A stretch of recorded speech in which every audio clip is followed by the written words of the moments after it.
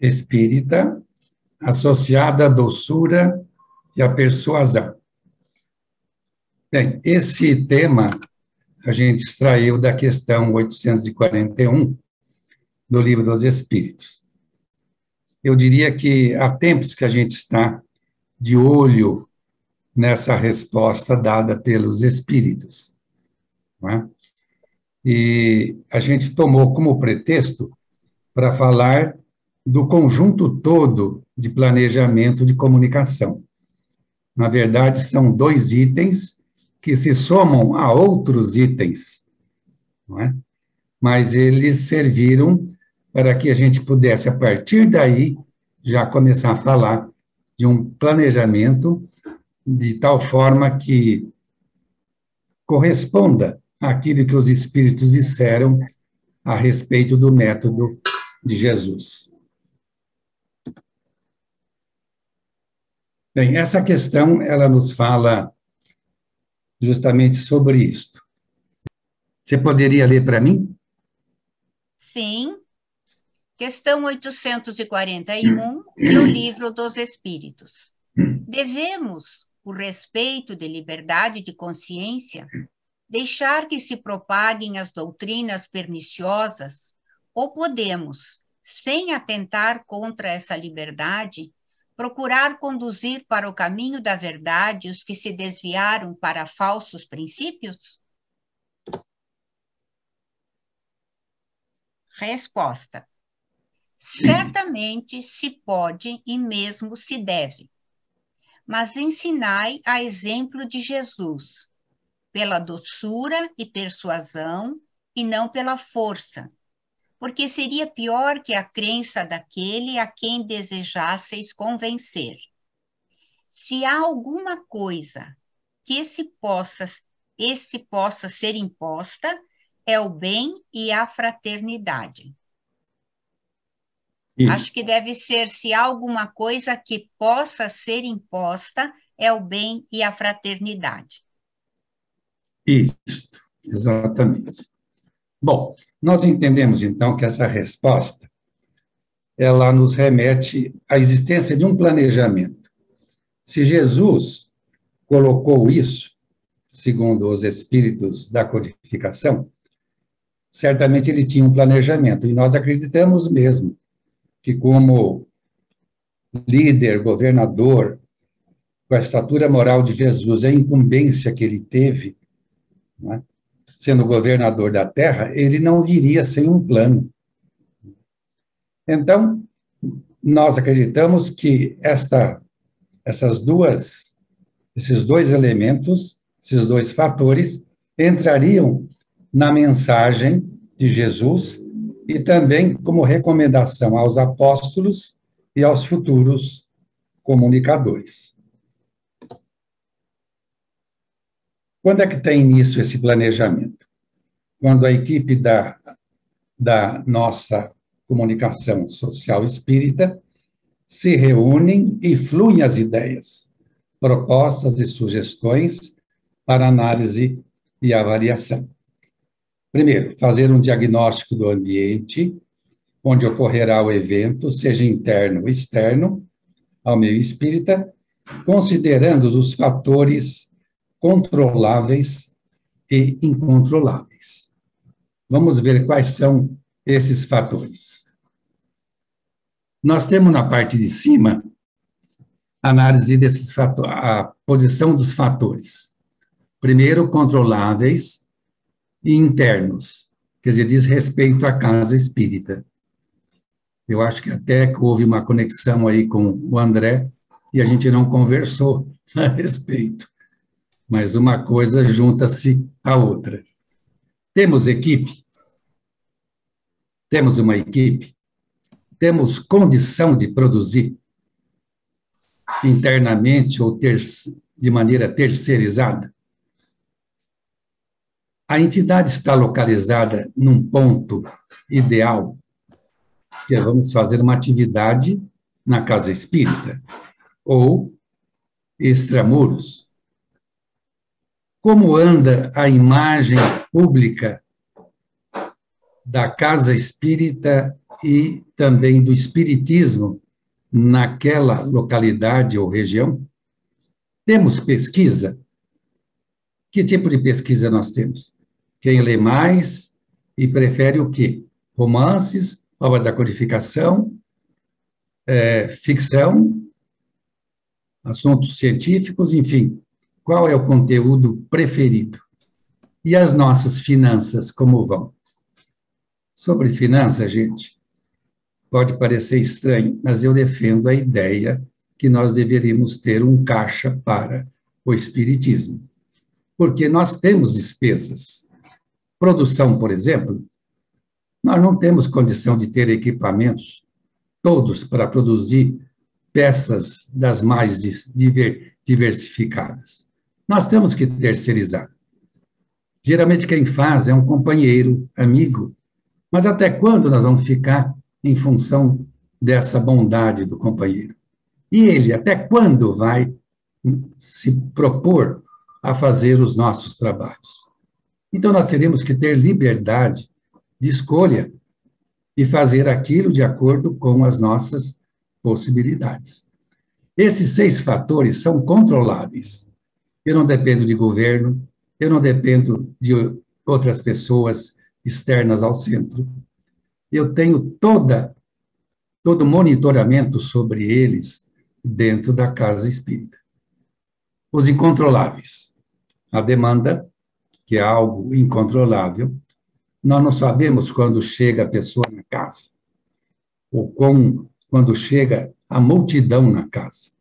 A demanda é uma coisa incontrolável. A prova é que na área comercial depende muito da situação do ambiente geral, social. Quando há gripe, muita gente vai à farmácia. É uma demanda incontrolada e influenciada por uma situação que o próprio tempo propicia. As influências políticas e legais, nós não controlamos. Decreto de governo, recomendações, limitações, etc. Influência social e ética também. Há muitos grupos sociais, muitas entidades na nossa sociedade, filantrópicas, filosóficas, religiosas, não religiosas, que também influenciam as nossas campanhas, porque a gente não quer competição, nós não queremos confronto. Então, nós temos que observar que tipo de influência nós poderíamos estar enfrentando, né, em função do pensamento dessas organizações, como movimentos religiosos também. Não só influência social de entidades não religiosas, mas sim sociais, como movimentos religiosos de outras crenças. A federativa e os centros espíritas. Na medida em que a gente vai desenvolvendo as nossas atividades, as campanhas também vão ficando fora do nosso controle. Por exemplo, eu, como passei por algum tempo nessa área, eu já encontrei campanhas que a gente elaborou modificadas, completamente modificadas, plagiadas, muito mal plagiadas, e é uma coisa que nós não temos condição de controlar. As pessoas mudam palavras, mudam ilustrações, mudam a abordagem, e como nós vamos enfrentar essa situação? E o cenário tecnológico, né? Que, conforme nós já falamos, e o próprio André se referiu também, é uma coisa incontrolável, que existe hoje, amanhã já está obsoleto. Então, nós não temos controle sobre isso. Hoje nós fazemos determinadas peças virtuais, amanhã vão surgir outras, e assim por diante. Bem, seguindo, as fases do aprendizado, um aspecto que nós devemos levar em conta em função do próprio perfil do público. Ele desconhece o assunto? Que assunto? Vamos admitir que seja vida futura. Esse é o tema da nossa campanha. Como que anda o público em relação à aceitação da vida futura? Completo desconhecimento. Então, é preciso chegar ao conhecimento. É preciso que ele conheça a fundamentação desse tema, para que ele chegue à compreensão, para que ele chegue à convicção e depois à ação. Ele começa a agir em função de uma vida futura. Então, essa sequência é muito importante, porque para cada item nós temos uma abordagem diferente. Eu não posso chegar já para uma pessoa que não tenha conhecimento, falar de certas fundamentações, como o livre-arbítrio, como lei de causa e efeito, enfim, assuntos que deveriam ser comentados com pessoas que já têm uma certa base para poder compreender e aceitar aqueles fundamentos.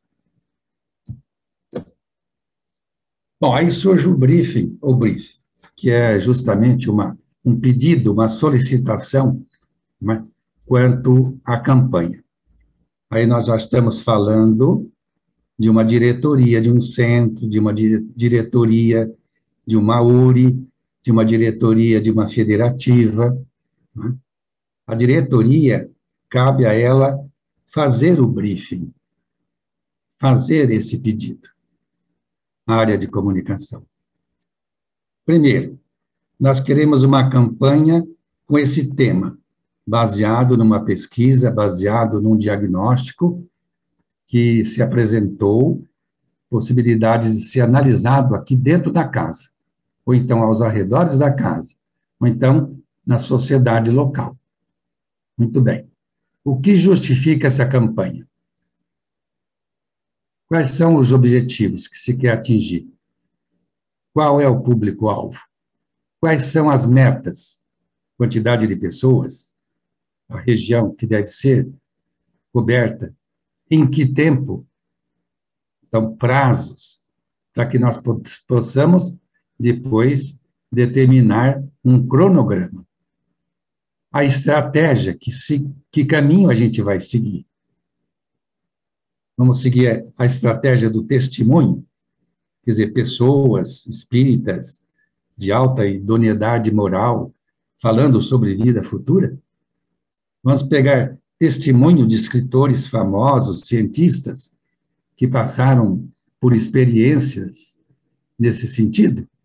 A tática, que ações tomar em relação ao cronograma do evento e o orçamento.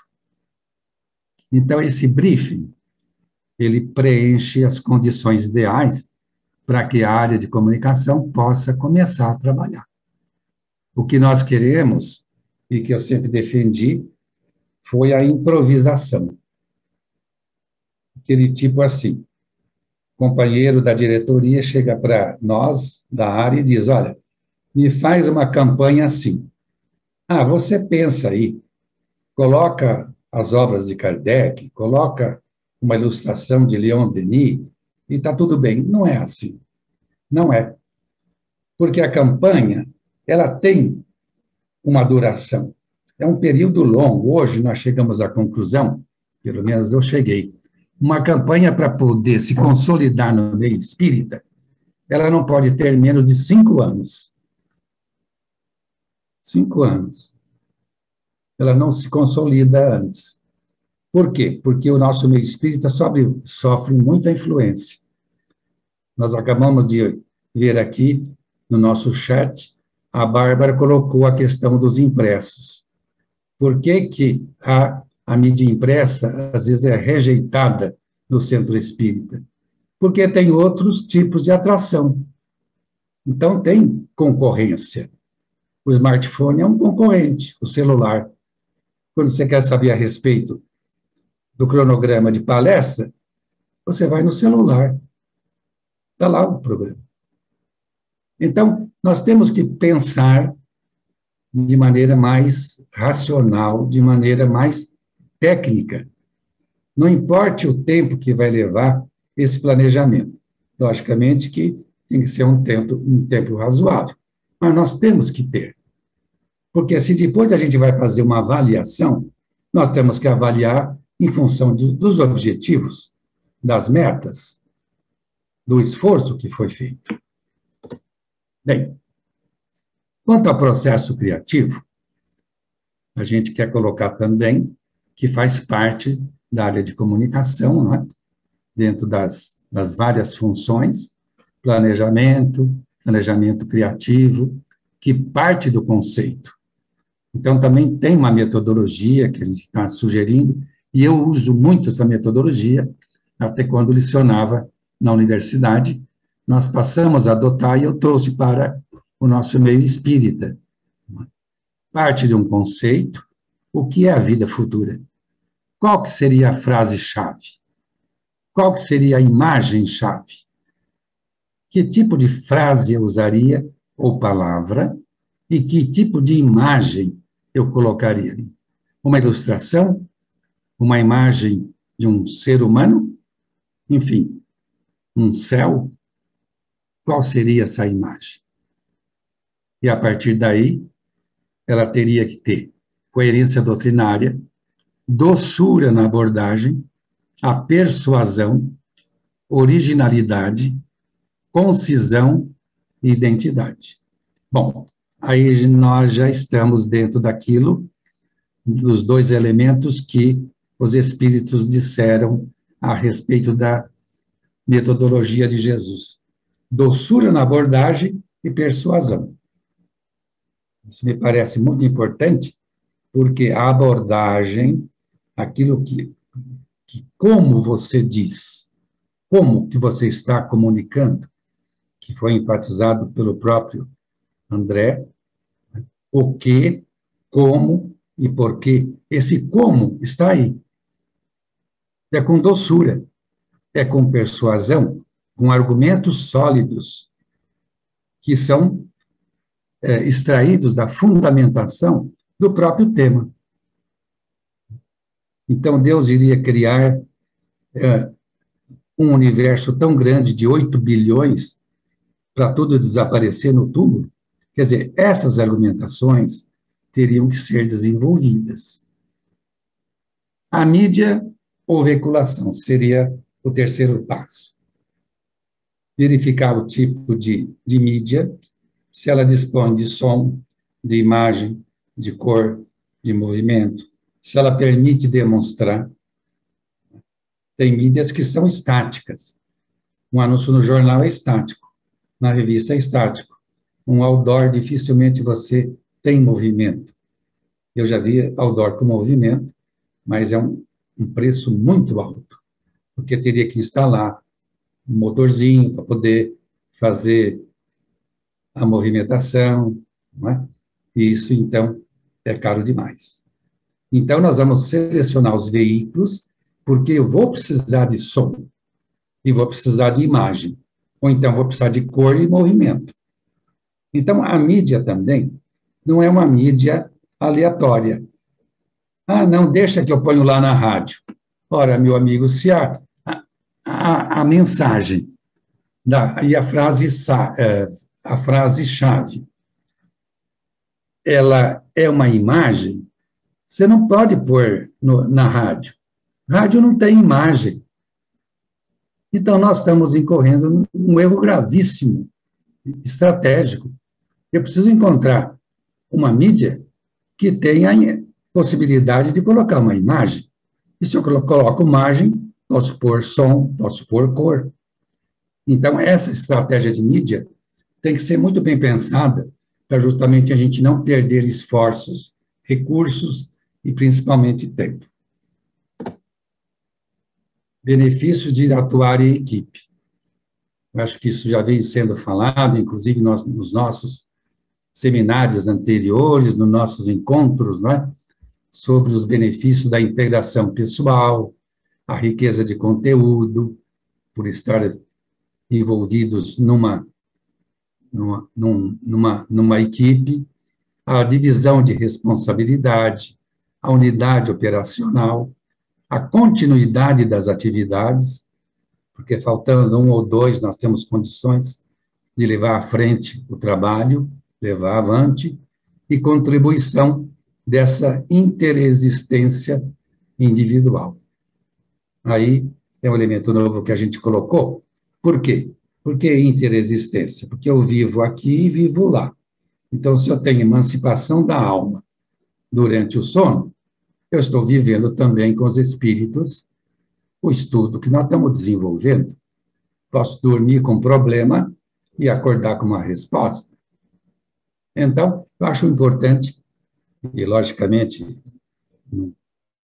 não há quem possa contrariar esse sentido, porque nós fazemos um trabalho em conjunto, encarnados com desencarnados. Então, os espíritos espíritas dedicados à comunicação social, dedicados à divulgação, também participam. Quando estamos no estado de vigília, nós temos as intuições, inspirações, mas nesse estado de emancipação, nós estamos praticamente falando com eles. Então, é um detalhe importante, porque eu passei por algumas experiências e posso dizer isto.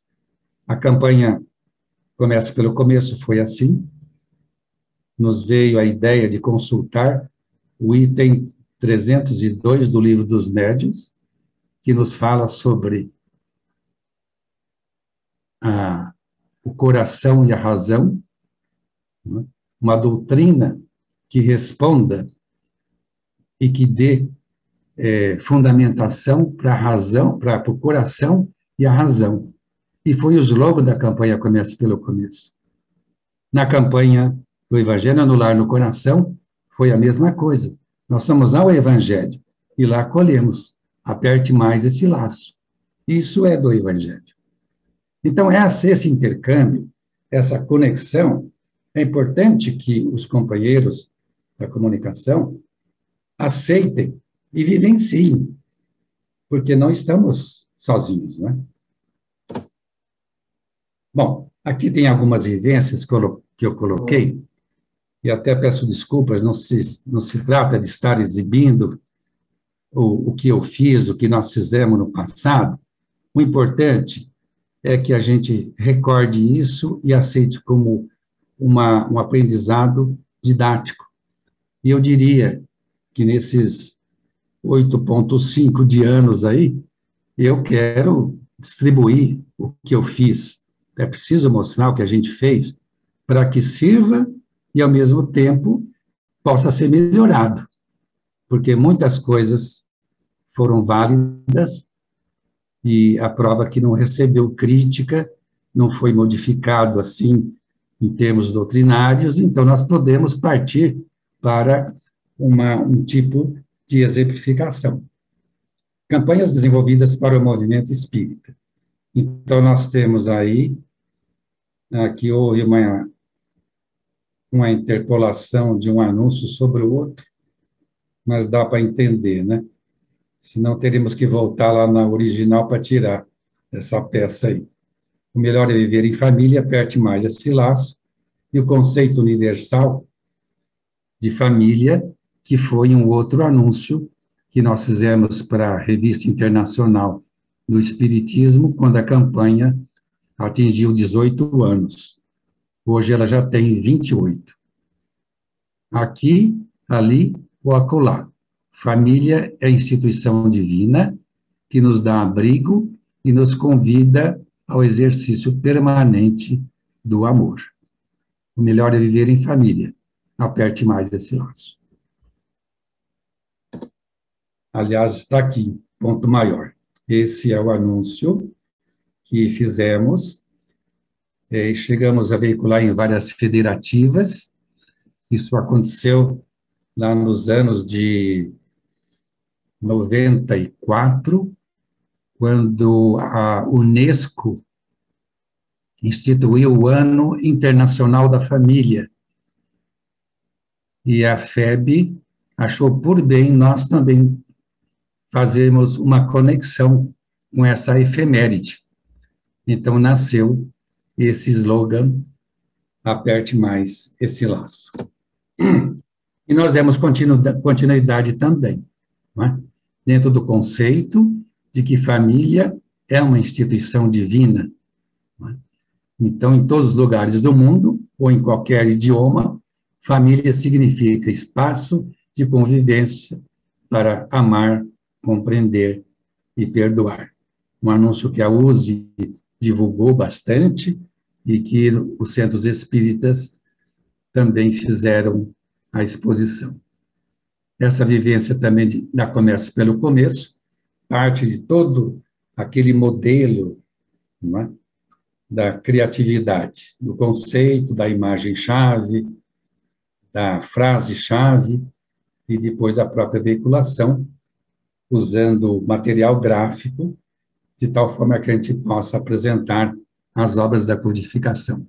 E tem um detalhe também, que nós estamos segmentando uma experiência interessante nesse campo, que segmentamos em relação ao jovem, ao casal mais maduro, à família, casais mais maduros ainda. Isso permitiu que a gente colocasse o anúncio em várias revistas e também o cartazes e banners nesse sentido.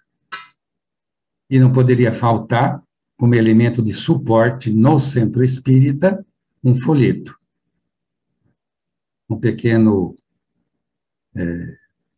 portfólio mostrando as obras na capa, as respostas ao coração e à razão, retirada da questão 302 do Livro dos Médiuns, e também o conteúdo de cada obra da codificação no miolo do folheto, e fechando o folheto, uma pequena biografia de Kardec, e no rodapé, a personalização da entidade espírita, aqui no caso, o jornal Verdade e Luz. Isso facilitou muito o entendimento da campanha e a própria fundamentação, né? E também, quando comemoramos 160 anos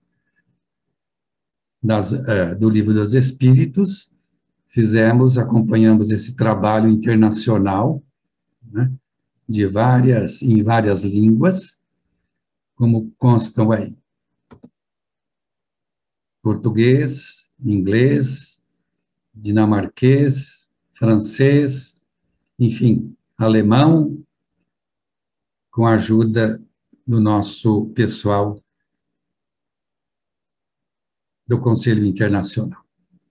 E aqui está a campanha do Evangelho no Lar, que também seguiu todo o roteiro daquele modelo criativo. O que nós queremos dizer, o que justifica essa campanha, que poderia muito bem ser esclarecido, né, sem dificuldade, porque não se fazia o Evangelho no Lar com regularidade, outras famílias não faziam, desconheciam. Né? E por que no coração? Para não ser uma coisa automática. Então, dia tal, tem Evangelho no Lar. Bom, a gente vai lá, faz 15 minutos e vai embora. Não é assim. Tem que entrar no coração. Então, se é uma atividade de estudo do Evangelho, tem que ser incorporada. Aí encontramos a imagem-chave, um coração, e, logicamente, a campanha tem muita conotação em função do feminino, que geralmente é a mãe que conduz o Evangelho, que estimula, que puxa o marido, enfim. E no próprio centro espírita, também ela que fala mais sobre o Evangelho no lar, e assim por diante. E essa campanha se desenvolveu, então, em função disso. Uma imagem-chave, um folheto explicativo, a capa e última página, mostrando o sentido, o valor, e no miolo também, porque se faz o Evangelho no Lar, os benefícios, de modo que tudo isso somando com a identidade visual. E como o coraçãozinho ficou caro, porque era uma faca especial, e aqueles que mexem com gráfica sabem disso. nem todos os centros, nem todas as federativas têm condição de fazer algo especial assim, porque realmente encarece. Nós fizemos um folheto mais simples, né, depois de 5 anos, de custo mais baixo, e aí se tornou um folhetinho para entregar de mão em mão no centro espírita. Então, tem esses lances também, né? Nós temos que ver o que é acessível e possível de ser exequível. Aqui as campanhas na Revista Internacional, em outras revistas, e também no Reformador. Nós tomamos aqui o que nós chamamos de campanha testemunhal, porque são textos, principalmente esse Evangelho no Lar, é de André Luiz, e está lá mencionada a fonte. Aqui, uma conexão com o Natal, aproveitando o momento do Natal, que, se possível, antes fazer o Evangelho no Lar, e assim por diante. Outros desmembramentos da campanha, que são os mais atuais agora. Vacina contra a violência, atitude em favor da paz, e com essa mensagem de suporte. Uma vez por semana você encontra indicação. Quer dizer, você pode fazer quantas vezes quiser. Né? Paz na família, paz no mundo. Então, é uma mensagem tríplice, não é? Há várias mensagens dentro da própria peça. Antídoto para o amor, receita para a paz no coração, que pode ser adaptada a um centro espírita. Nós temos aqui o logo da federação e do próprio Conselho Federativo e da USE, mas pode ser adaptado a um centro espírita, em formato menor, né? Pode ser adaptado a uma mídia eletrônica, a uma mídia virtual, enfim, a criação está aí.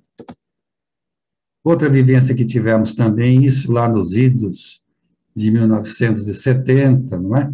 Quando surgiu a campanha Pense Nisso, Pense Agora, e que também foi muito bem recebida no meio espírita, uma vez que nós estávamos com uma febre aí de outdoor nas ruas, e em 2 ou 3 cores, ficava muito baratinho, né? E passamos, então, a veicular isso em várias federativas. Inclusive, no Amazonas, nós vimos que a FEA lá tinha um terreno muito grande, colado à calçada, numa avenida de muito movimento. E eu sugeri à presidente que fizesse outdoor, dentro do próprio terreno da federativa. E foi um sucesso. Ela fez. Depois de 1 ano, nós voltamos lá. Aliás, desculpe, depois de 4 anos que é a rodada do Conselho das regionais, não é? Nós voltamos lá e acabamos encontrando os outdoors colocados dentro do terreno, quer dizer, sem pagar nada, e com a mensagem voltada para a avenida. Depois, me parece que ela até chegou a alugar para algumas empresas comerciais, que acharam boa ideia a visibilidade e assim por diante. Então, tem a caridade, tema como aborto, finados, não é? Muito propício para as vésperas de finado e próprio para a proximidade com os cemitérios, né? Campanha da Paz, pena de morte, que na época estava se cogitando muito pelo governo federal e os órgãos governamentais sobre a pena de morte no Brasil. E esse da reencarnação, que tem chamado muita atenção do nosso pessoal. Acredite ou não, você está aqui graças a ela. É um chamamento, é uma provocação, é uma mensagem intrigante, não é? Diríamos assim. E aqui, nesse bloco, ou melhor, nesse box, aqui na lateral esquerda, nós temos uma área para colocar o centro espírita. Conheça mais nesse endereço. Centro espírita, tal, rua tal, atendimento de tal hora, tal hora. Suicídio, paz e uma mensagem final de Bezerra de Menezes, falando sobre isso. Outras vivências também, já desdobrando temas, não é? Acredite ou não, você está aqui graças a ela, dirigida ao jovem, e aqui dirigida aos pais, numa mensagem também despertando atenção para o aspecto espiritual. Pai, mães e filhos, ninguém é por acaso, né? Então, conheça mais no Centro Espírita, enfim, uma mensagem que pode ser desdobrada em outras peças, e assim levar o conceito. Vida futura, já segmentando, né? Uma moça madura, intelectual, onde a frase chama a atenção, deixar para pensar nela, quer dizer, na vida futura, mais tarde, pode ser tarde demais. Como também esse senhor, no caso da paz. Para ela aparecer, basta você querer. Então, não ficar esperando que a paz venha, mas construa, ajude na construção. E aqui, passando para temas testemunhais, da campanha Comece pelo Começo, nós achamos que deveríamos dar um testemunho, né? O próprio testemunho de Kardec. Kardec começou pelo começo, começou pelas pesquisas. Amélie Boudet também. Começou pelo começo e deu continuidade à obra. Leon Denis também começou pelo começo e consolidou o Espiritismo. Delane conheceu o Espiritismo pelo começo e se tornou um dos continuadores de Kardec. E tem toda a argumentação. Victorien Sardou começou pelo começo e se tornou fiel discípulo de Kardec. São testemunhos históricos, né? Mexendo aí com a parte intelectual do nosso movimento, com jovens, enfim, somando com o tema central. Então, meus amigos, era isso que a gente tinha que expor, né? Sem qualquer pretensão, é um registro meu, não é? Que a gente guardou nesses 54 e poucos anos de atividade. Eu achei que vocês deveriam conhecer, que eu deveria compartilhar com vocês, não no sentido de que façam o que eu fiz, não, mas da maneira. Deu certo, é uma coisa que deu certo, partindo de um pressuposto, de uma premissa, de um parâmetro em que nós não estamos agredindo o público, estamos fazendo com doçura, argumentando, com coerência doutrinária, e para isso a importância da equipe, para que não fique na mão de um só, para que as sugestões, as propostas sejam coletivas, sejam analisadas, sejam avaliadas e testadas. Eu digo testadas porque a campanha do Evangelho no Lar no Coração foi lançada em 2005, aqui em Ribeirão Preto. Ela ficou no teste, foi testada 3 anos, até 2008. Fizemos o teste em Ribeirão, já com previsão de lançar no Nacional. Em 2008, ela foi para a USE. A USE lançou no Estado, 2008. E nós depois levamos para o Conselho Federativo Nacional, em 2009. Então, vejam que não há pressa. Se é uma coisa que deve persistir, continuar, ter seguimento, tem que ser pensado, tem que ser avaliado, tem que ser criticado, tem que somar forças, análises, contribuições dos companheiros. Onde é que está a falha? Está aqui, vamos corrigir. Está em fase de teste. Então, por que cor vermelha? Porque é coração, emoção. Né? Por que o coração? Porque é o símbolo do amor. E nós queríamos também sensibilizar as mulheres, as mães, as tias das evangelizações. Enfim, é uma campanha em que a mulher sentiu-se muito à vontade de abraçá-la. Né?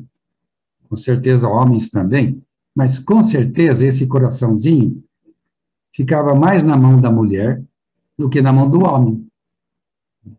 e serviu de marcador de página, serviu de referência para quem, na assistência social, na assistência espiritual, no SOS, levasse para casa, porque tem toda a orientação do roteiro.